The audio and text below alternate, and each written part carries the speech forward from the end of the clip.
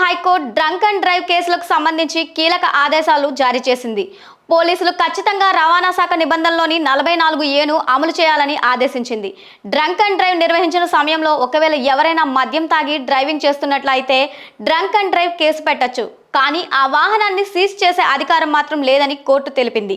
Drunk and drive చేసిన వ్యక్తికి నిబంధనల ప్రకారం ప్రాసిక్యూషన్ చేయాల్సి వస్తే 3 రోజుల్లో ఛార్జ్షీట్ దాఖలు చేయాలని హైకోర్టు స్పష్టం చేసింది.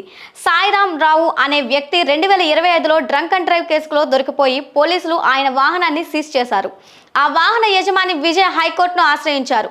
పోలీసులు వాహనాన్ని సీజ్ చేయడాన్ని సవాల్ చేస్తూ పిటిషన్లు దాఖలు చేశారు. విచారణ జరిపిన న్యాయమూర్తి జస్టిస్ వేణుగోపాల్ మోటారు వాహనాల చట్టం ప్రకారం మద్యం తాగి నడుపుతున్నారన్న కారణంతో వాహనాన్ని సీజ్ చేసే అధికారం పోలీసులకు లేదని చెప్పారు. ఆ వాహనానికి సంబంధించిన తగిన పత్రాలు చూపిస్తే విడుదల చేయాలన్నారు. ఒకవేళ వాహనం స్వాధీనం చేసుకుంటే ఆ వాహన యజమానికి సంబంధించిన ఆర్సీ, డ్రైవింగ్ లైసెన్స్ వంటివి చూపిస్తే తిరిగి అప్పగించాలని తెలంగాణ హైకోర్టు ఆదేశించింది. డ్రంక్ అండ్ డ్రైవ్ లో దొరికిపోయిన వ్యక్తి వాహనాన్ని నడపడానికి వీల్లేదని, ఆ వ్యక్తితో పాటు ఉండే వారిలో మద్యం తాగని లైసెన్స్ ఉన్న వారికి ఆ వాహనం అప్పగించాలని కోర్టు తెలిపింది. ఒకవేళ ఎవరూ లేని పక్షంలో మాత్రమే ఆ వాహనాన్ని స్థానిక పోలీస్ స్టేషన్ కు తరలించాలని సూచించారు. డ్రైవర్ మద్యం సేవించాడనే కారణంతో వాహనాన్ని సీజ్ చేసే అధికారం పోలీసులకు లేదన్నారు. పోలీసులు తెలంగాణ మోటార్ వెహికల్ రూల్స్ 1989ను ఖచ్చితంగా పాటించాలని సూచించారు.